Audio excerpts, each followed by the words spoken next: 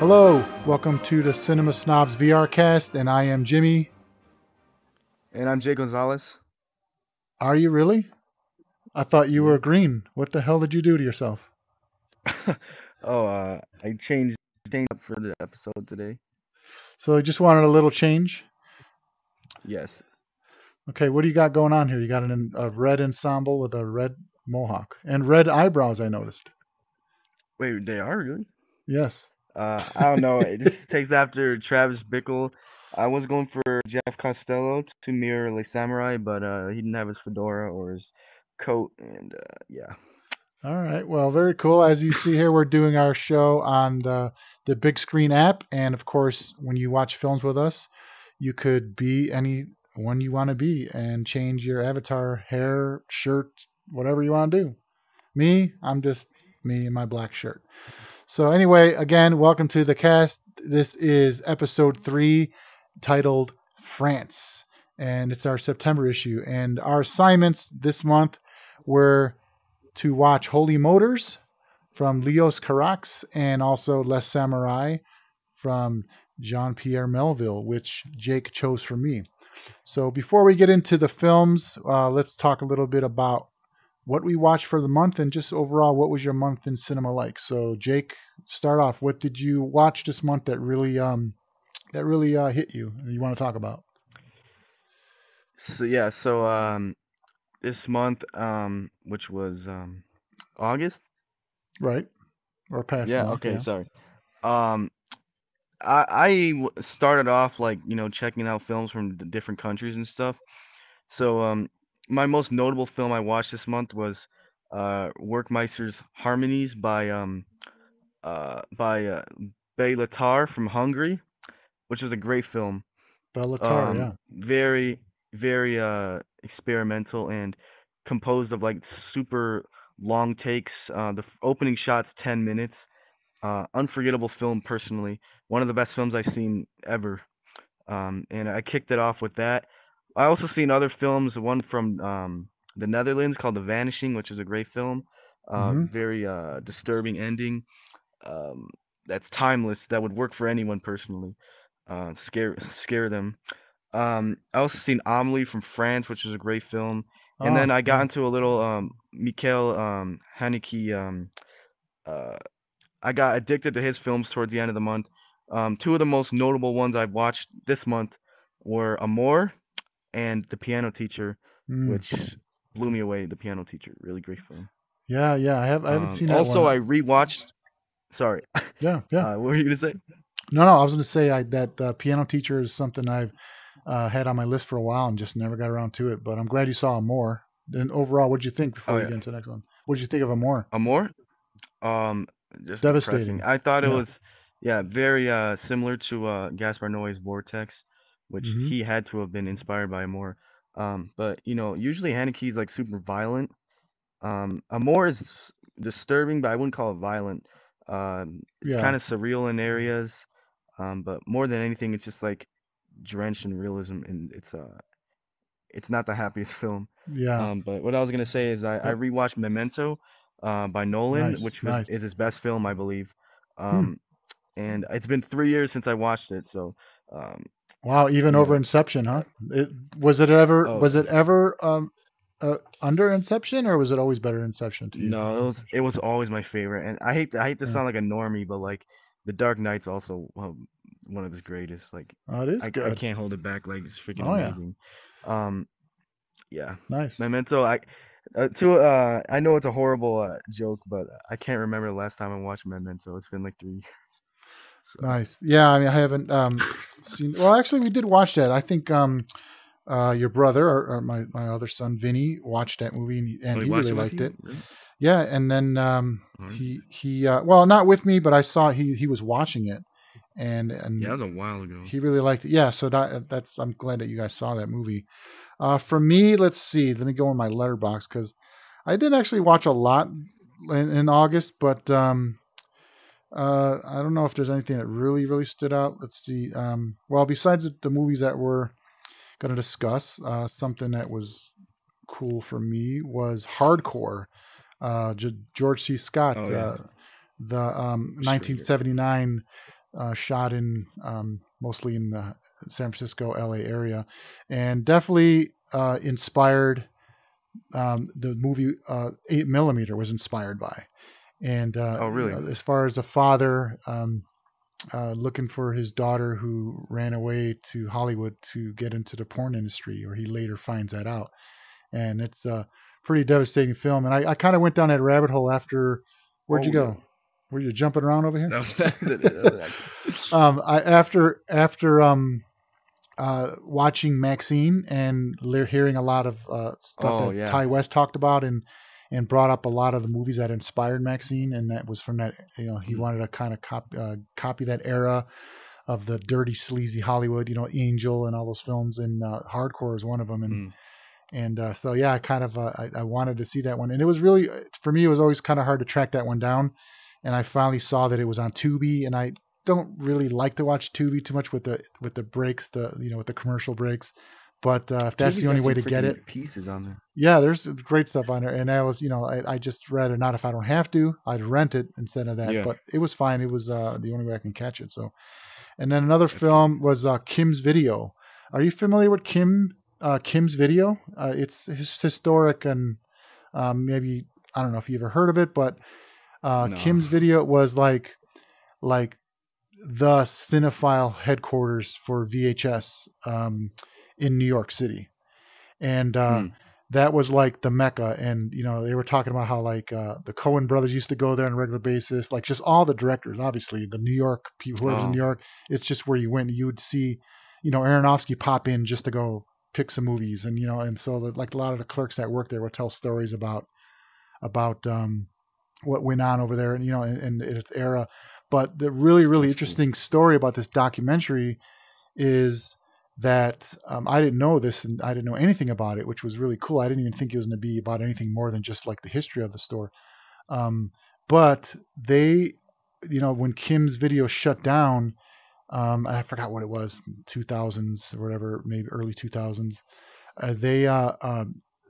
they were going to have to get rid of their whole library. So they had like, I don't know, 30,000 plus titles on VHS. Wow. And so much stuff that is like shot on video, like from like first time filmmakers that were established today. Like a lot of their stuff with like early works, they put all that stuff out from New York film students that would have a film, they would put it out and it would be just one copy on VHS and so things like that. And they had all that stuff.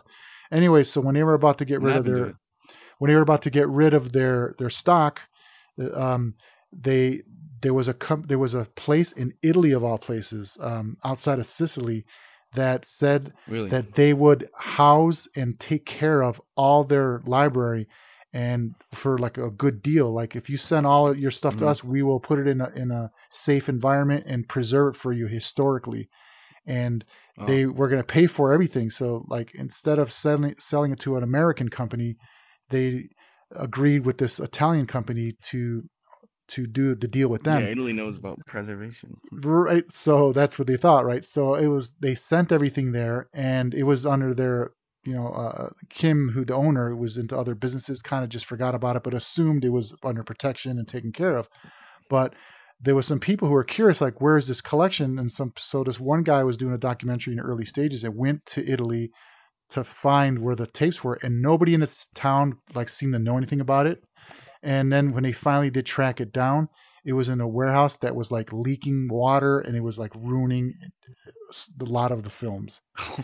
And I don't want to give it all away, but obviously people come to the rescue. Some people involved in the film industry that are heroes to the film preservation. The people involved, the Draft House Theaters. The Draft House Theaters out of Texas, and who also owns Draft House Films. Anyway, they got involved, and kind of it's a really cool heist involved in how they got everything out of there, and they took it back to New York.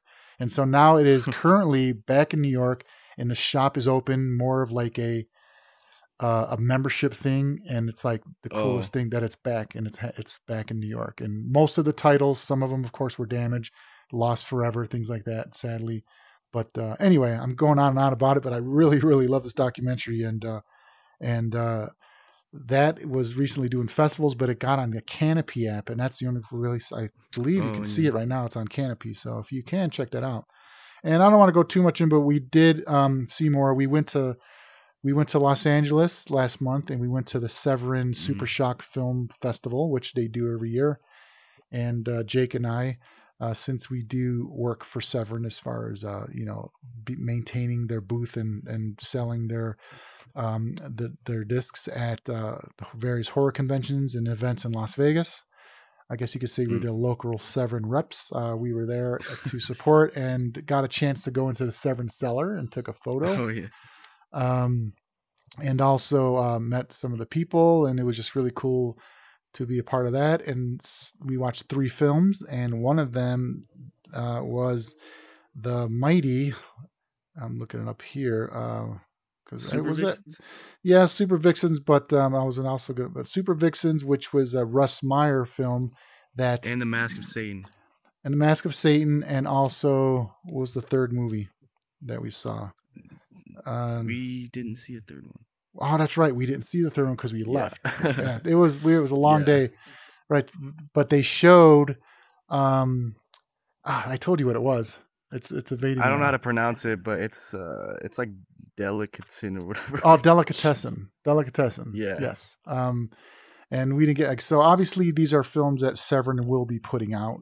And the big news was that Russ Meyer Super Vixens, they showed that as the first the screening, but restored, great quality, and supposedly rumor is that they're going to have access to a lot of Russ Meyer's films. So Severin will be the saviors of the Russ Meyer catalog, and hopefully, if sales do well with Super Vixens and a couple others that they didn't talk about yet, they will come out with those. So Russ Meyer films, men who and all folks who enjoy the big boobs, Russ Meyer is here for you in HD quality soon. So.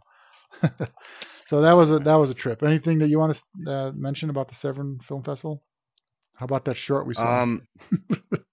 Oh my god. Yeah, no, I actually had fun there. I mean, honestly, I went in, not expecting them to show like super great films, but I'm gonna be honest, like Super Vixens, I'm not calling it a great film, but it started pretty good. Like given its context, like I just thought it was a well-made, entertaining for the most part film. Until the end, it started to drag. Not gonna lie, but I mean, it was like Russ Meyer knew what he was doing. Yeah, I mean that's in multiple ways he knew what he was doing. So. Well, what Severin does is they're preserving a lot of these directors who never got any respect or had their works preserved and taken care of and loved by people who love these films so much. And it's like it's so cool that you're seeing a lot of these guys and just the heart and soul they put into their films. And Russ Meyer was obviously, one of the hardest working B directors in America, and in the West Coast of America. And Tarantino loved him. A lot of people used a lot of, were inspired by his films, but just the maverick of a filmmaker he was. And that's what Severin does best. They put out stuff like that, and of course the Al Adamson stuff, and just like, they find these directors that just have this like plethora of catalog of films, and it's just really cool to see how they've grown and how they just will do whatever they want, and they don't care what anyone freaking thinks, and that's what's so cool. And so it's so cool, and it's such a time capsule, right? Like just to see like what they shot in those days, and just that captures the era like no other, because obviously they didn't have big budgets, so they basically used, the land, they used the city, they used the deserts and California, Yeah. and of course people wore and dressed how they dressed, and you see all that in the music, and I just love it all as really a time capsule. So whether the movies are great, they're just so entertaining, but that one was actually a pretty entertaining. I wanted to know what the hell was going to happen, kind of a story. Yeah. So anyway, all right. Well, so yeah, overall, how many movies did you watch this month? Can you recall? You don't have to be exact. I did not do the count. Well, I was actually on a streak in August. I watched at least a film every single day until the 30th. Mm-hmm. So I almost did a film a day every month or more for the whole month, and I have not done that in like a year. and I Right. failed, which sucks. But I don't know. You I would get so say down on I yourself. probably watched like You, I watched at least 45. okay. All right. Very cool. Well, that's not a bad month at all. So anyway, we did have two films that we chose for tonight and tonight's show, and our assignment was Last Samurai and Holy Motors, and we're Yeah. going to get to. Let's start with Last Samurai when we get back from this quick little Okay. break. All right.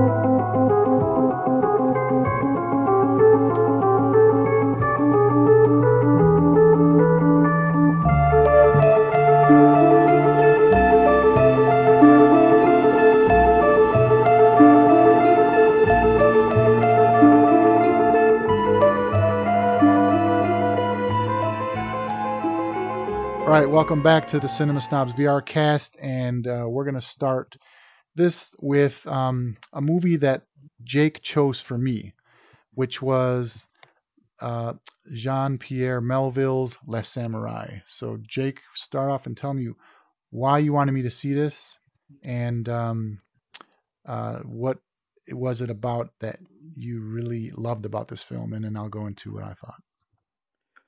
All right. So the reason why I chose this for you, number one, was because it all starts with Walter Hill. You love Walter Hill. You love the Warriors. He made a film called The Driver, which ultimately inspired Les Samurai like a lot. Like you could see The Driver and Les Samurai, the similarities. Like the protagonist barely talks. He talks about not carrying a gun. He's like an assassin. He takes his job seriously. He gets caught up with the cops, all that kind of stuff. So then Les Samurai comes out, and then Nicholas Winding Refn comes out with Drive, which is technically a remake of The Driver. Not so much Les Samurai, but all three films do correlate. And I know you love the Drive. So the driver was before Les Samurai?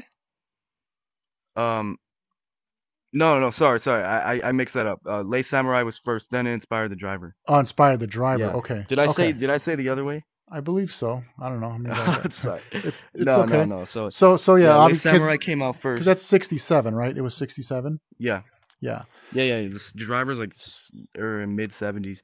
But anyways, I wanted you to see Les Samurai because of that, but also because like it's one of the most prolific and like cool, like in all seriousness, French films, and it's like a noir. The music's great, and you even said that you knew of the music, but never knew that it went along with Les Samurai. Yeah. Also, Jean-Pierre Melville is like one of the best French directors of the time. Like, I know Les Samurai doesn't really follow the rules of the French New Wave, but it's made of that time, and you could tell because Alain Delon, he's like one of the most not infamous, but one of the most famous and well-known French actors ever. Right. Who recently passed away. Yeah, he did. Like last month or August. Yeah. So yeah, that's honestly why I chose it for you. And I don't know, it's just a cool film. Yeah. Well, yes. I mean, I my first knowing of it, just by name, was that you bought it on Criterion, and I was like, yeah, I never heard of this film. I never heard of this movie. I mean, I know of Melville, because Le Cercle La Rouge is a film that's another one that I hate to admit I haven't seen yet, that I really do want to see now.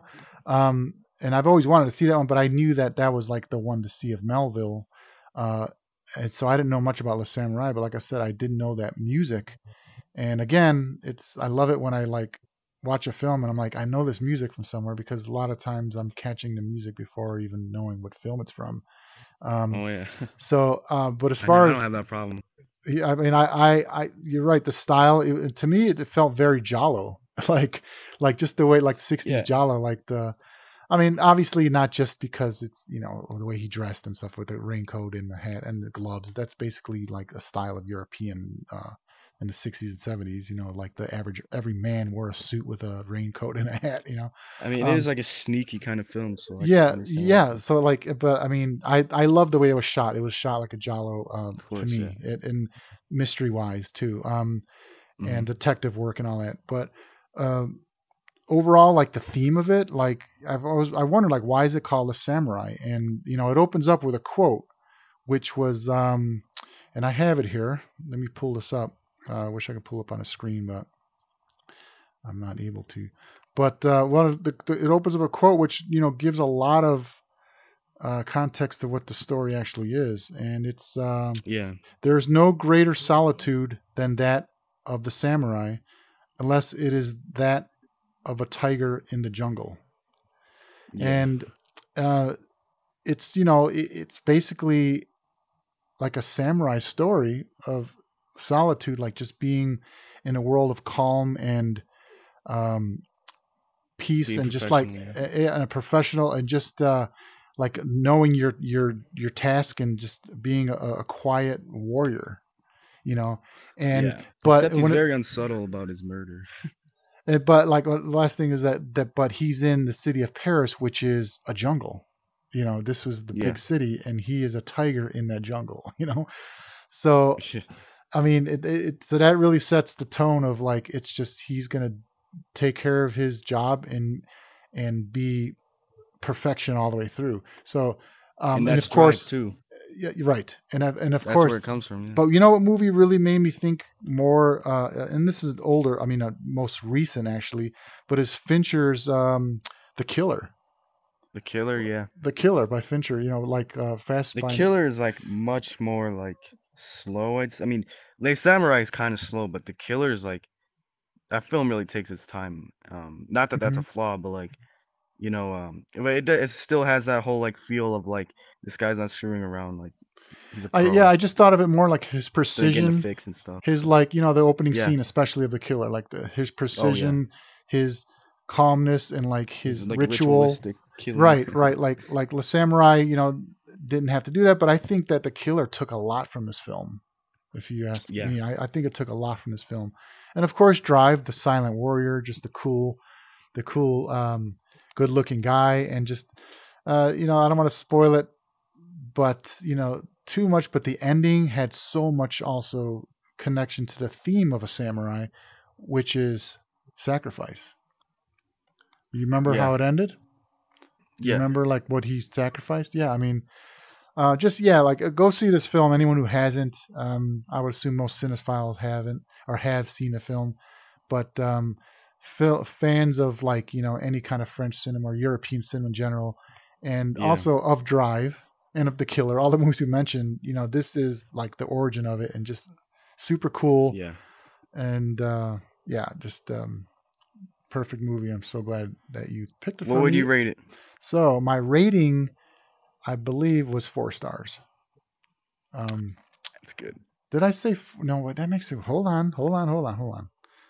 See, now just talk. That's right. I didn't rate it yet, so because I didn't want you to see. Because we look at each other's letterbox, and it's funny.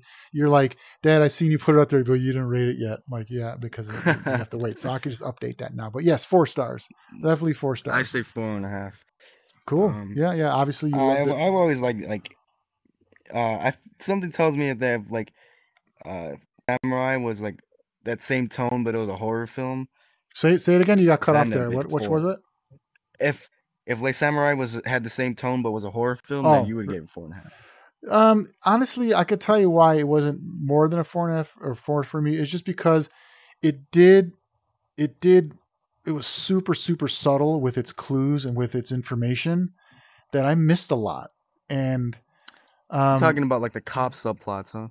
Yeah, and just like I missed a lot, and I had to go back and rewind it and watch it again and watch parts again. And when I first watched this, I watched it on big screen, with fans that came in, and of course, I kind of, it's hard to focus 100%, and this is probably why you don't join us too much in the screenings. But I mean, it's hard to follow because people come into rooms. You got to, like, if people are being noisy, you kick them out. All the whole fun things about big screen VR and VR film watching. So it's just one of those movies that like you need to put full attention. And plus, I don't rewind in big screen.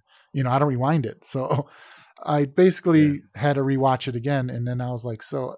My method is like, if I have to rewatch something again for parts, then I think of it as it didn't really hit me on the first part. But this was just one of those movies that's very subtle and it makes you have to really pay attention to get everything. Right? Yeah, no, you're right. But like, you watched it on a freaking VR. Right. And this is why you don't like the VR. While but eating Danny Trejo tacos. Yeah. Exactly. But here's another thing I forgot. I have a note here that I did want to talk about is what I like too is like how it just reminded me of like how freaking better the police and the cops, detectives, whatever, were in those days, because they had to catch people with like no technology like we have today. Like I just love how they had to do everything. Yes, it had to do everything with just like, just smart people, not like relying. How about that whole like mise en scene when it comes to the freaking all the stuff in the police station, like room to room, like character by character. That was the most masterful part of the film, if you ask me. You mean when they had to do the interrogation and they had the guys that had to switch coats and everything? That's what I'm talking about. They just had to like do good detective work. It's like style, because like everything's so like it's like choreographed kind of stuff. Like everyone's set up to make it look cool. Like everyone has nice colors on, stuff like that. Right. It's obviously style over substance in areas. And if you think about it, like Samurai, like does have themes. It's about like honor and like the strategy of like a criminal lifestyle, stuff like that. Right. But I would call it a film that's style over substance. But when you're working with such a grand style, like of course it's going to be over the substance. So so that was like totally agree. But like I really just like the technology, like just they were such good, competent police, and just not that way anymore. So okay, all right. So yeah, 4 stars for me, and you were 4.5. So yeah, guys, everyone out there, check this movie out if you haven't seen it. So we are going to take a quick little break here, and we're going to come back for the film I signed you to, which was the bonkers Holy Motors and wacko Holy Motors.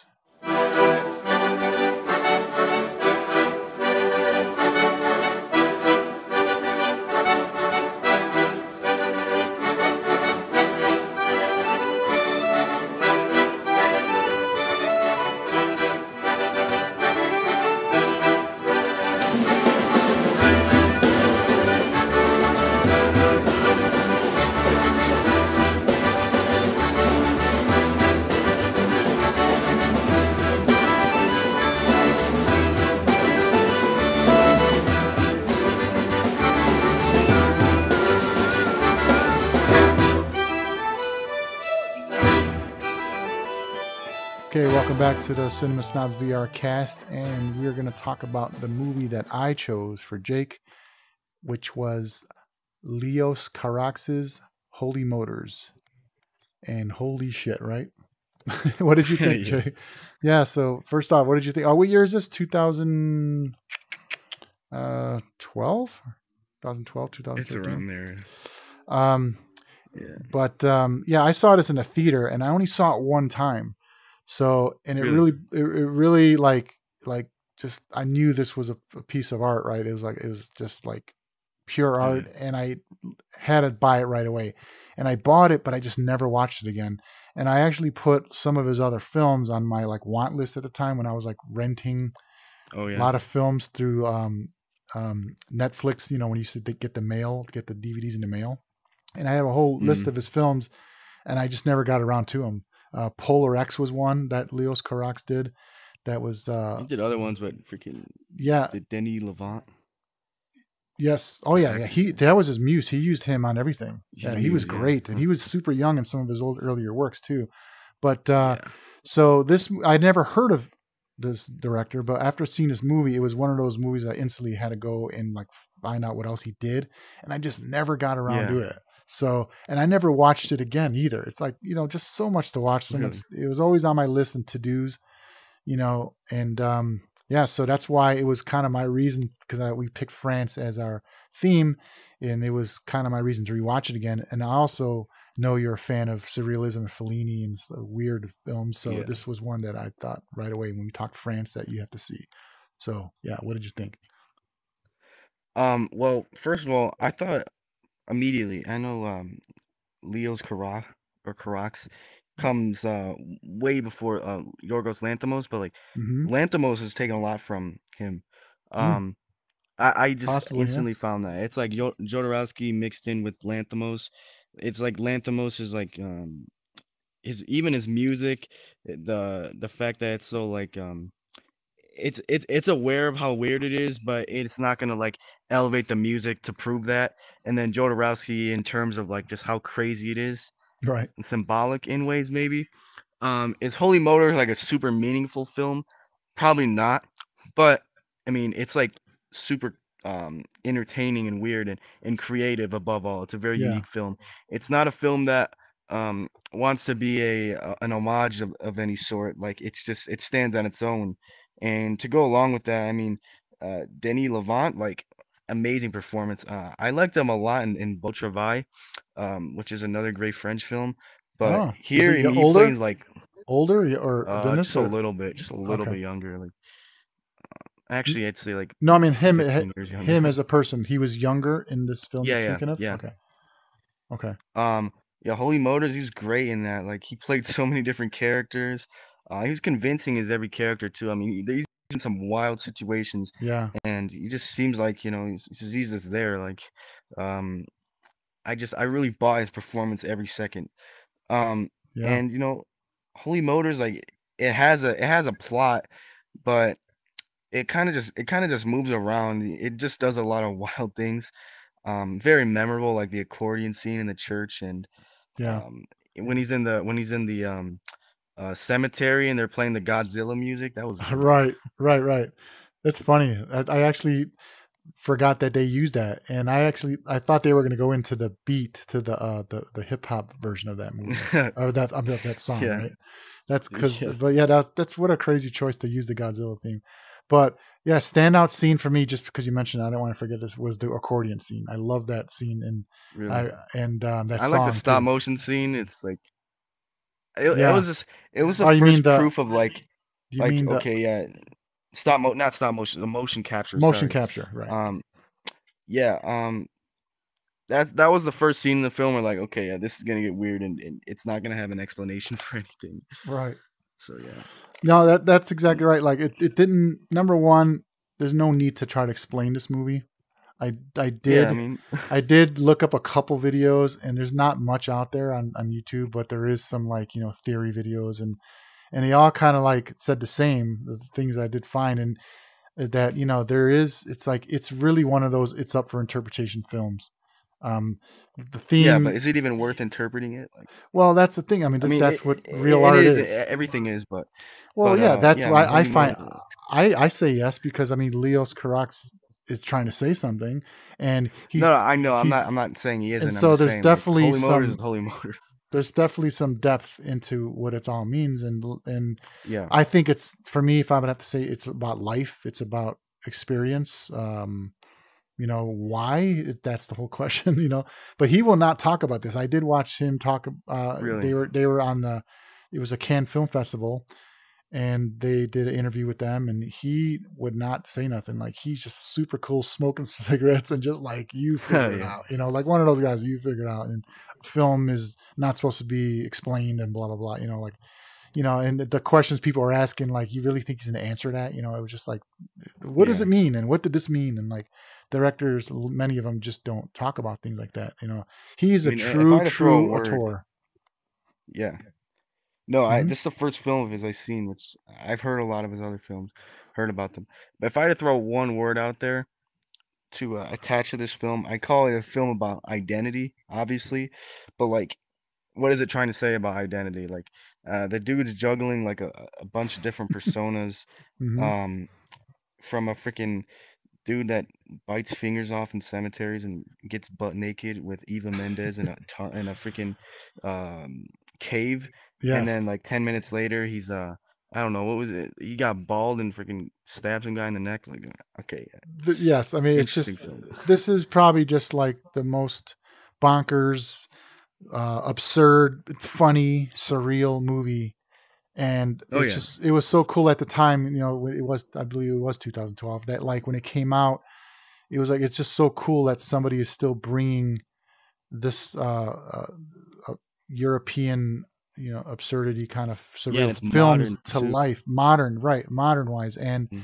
it For really made me version. realize that there are people that love Fellini and all this. So yeah, Yorgos is kind of like the current guy doing these things, but Yeah, really. Carax is somebody who was doing this in their Since early the 80s. 2000s, and yeah, well, obviously he started with a lot of shorts, and he did about 14 films. Most of them are shorts.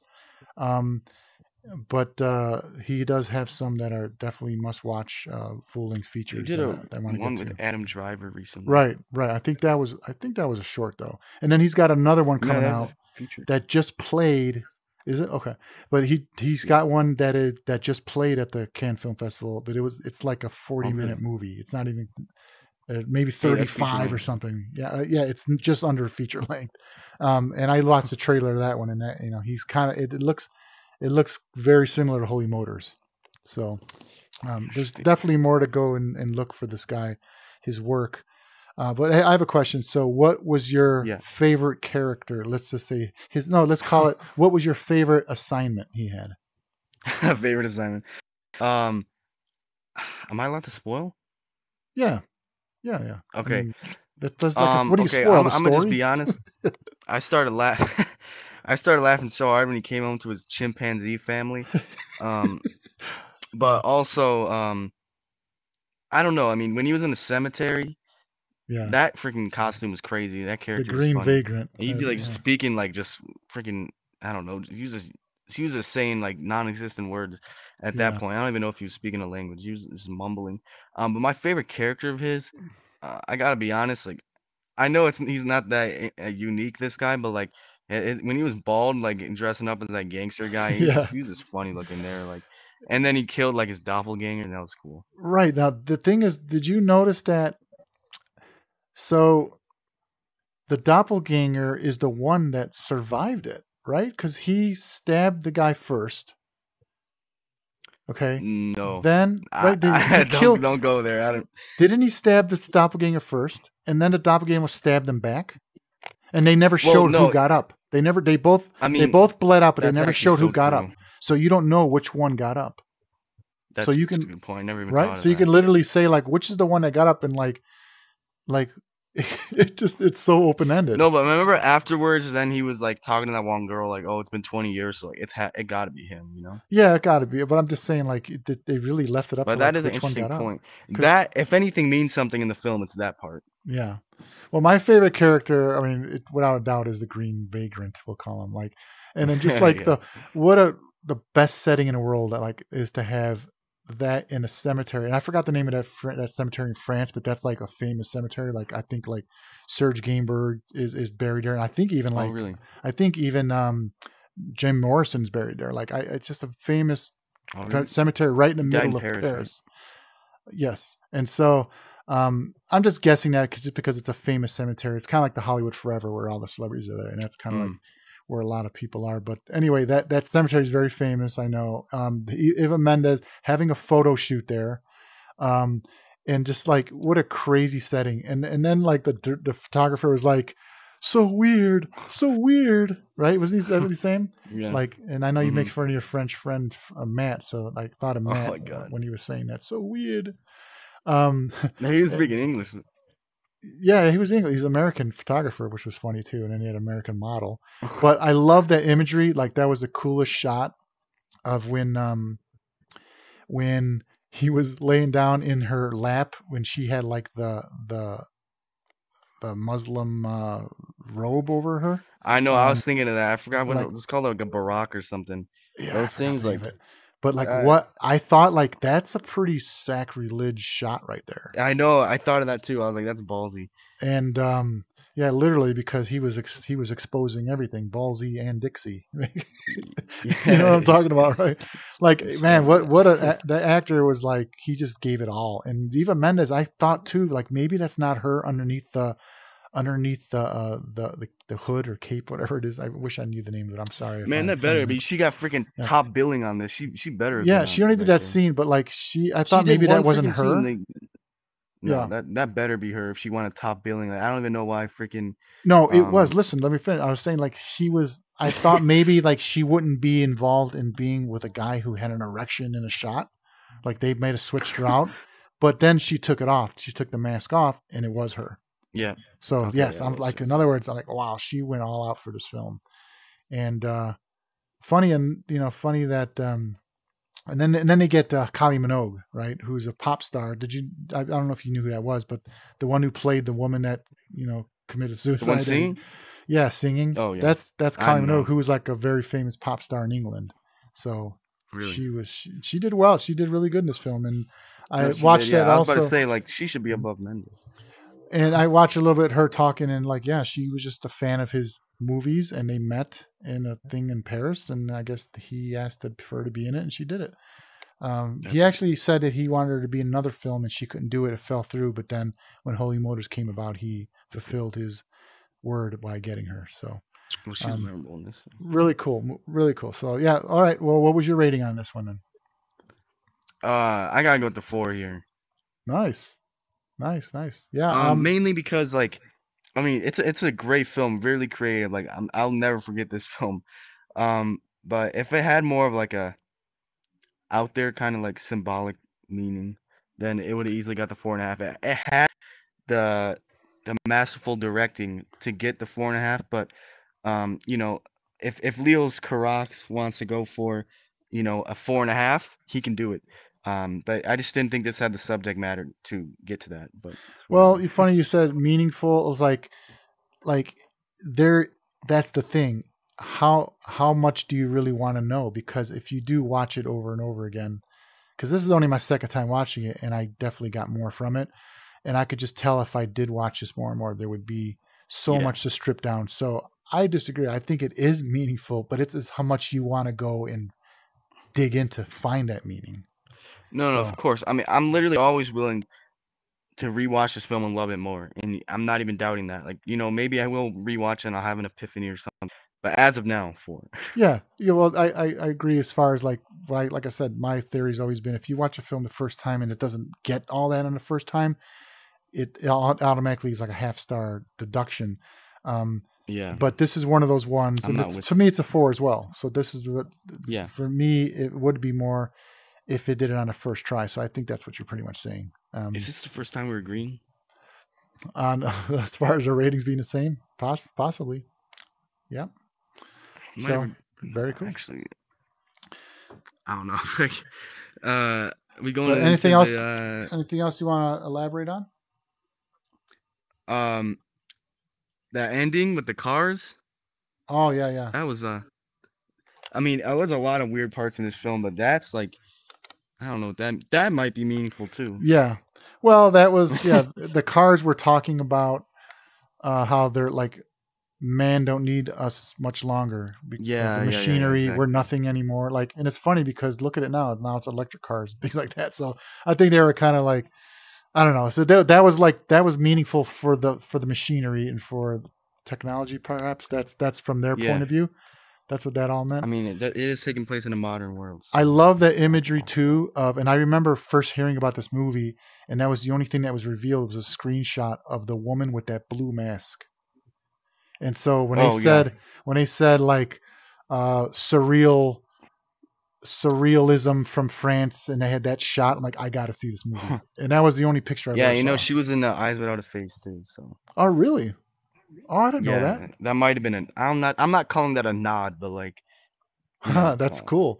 Well, I wished it was more with that mask. Like, I actually loved that mask. That was just so creepy, and no, that was cool. Yeah, just a weird. It was like a light blue color, which is odd and different too. So, funniest things are cool to me. But all right, very cool. Well, that is Holy Motors, and we are gonna take a break and come back and talk about our theme for next month, which Jake picked.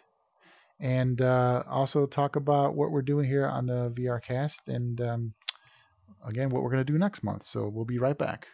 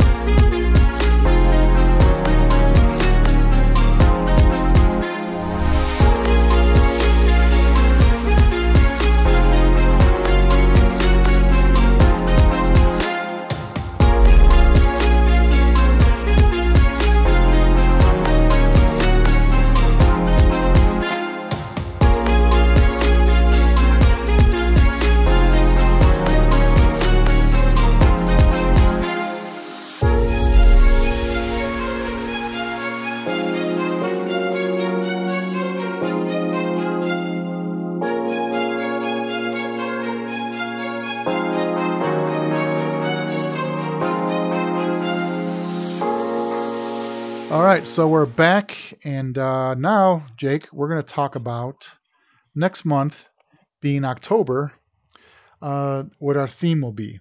Now, again, what we do is we decide on a theme, which was you chose detectives, right? Yeah.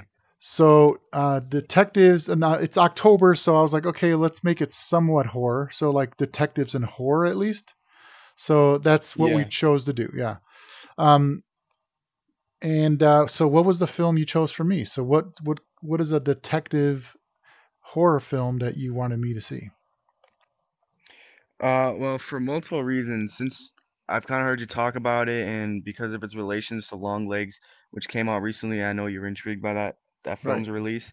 You even seen it twice, so I was like, hey, people are talking about its comparison with this other film from Japan by Kiyoshi Kurosawa called Cure. Nice. So beautiful. That's why I wanted you to see that one. Very cool. All right. Well, I'm looking forward to it because it's been on the list for a while. So let's flip this here. Play the trailer.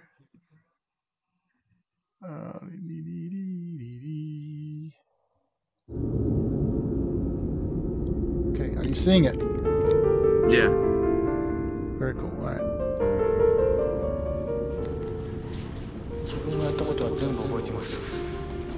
So this is from what, 97? 7, yeah, I think.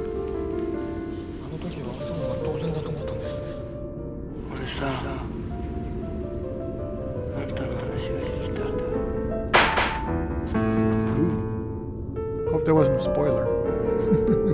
It kind of was, not gonna lie.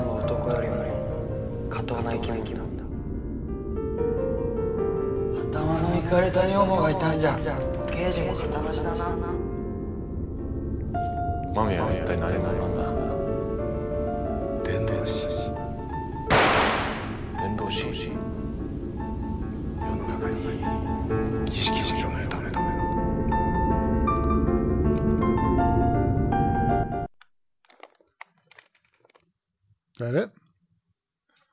I guess, yeah. Nice.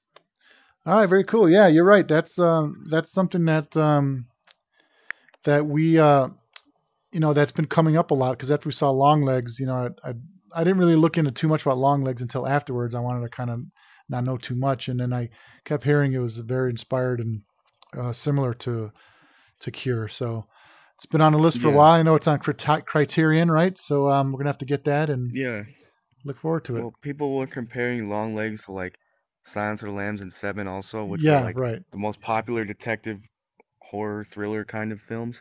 So like, Cure is basically that, but from Japan, a little bit more like not as well known, but I personally think it's just as good. I wouldn't call it better, but in ways, I mean, like film being like capturing a tone of like actual like horror, like being uncomfortable, like that's top tier. Right. So nice.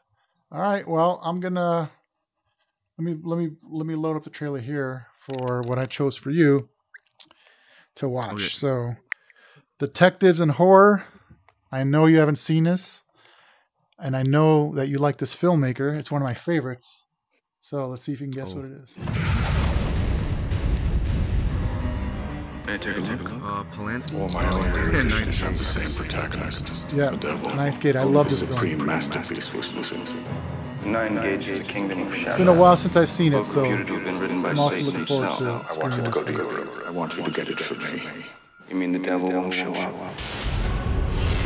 So this would be considered a private detective story. Some books are dangerous. Because, yeah.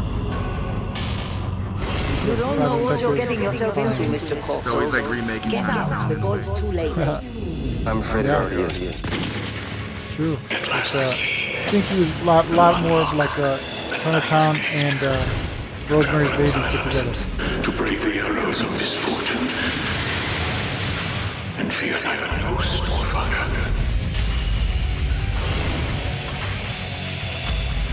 There have been men who have been burned alive for just a glimpse of what you are about to witness.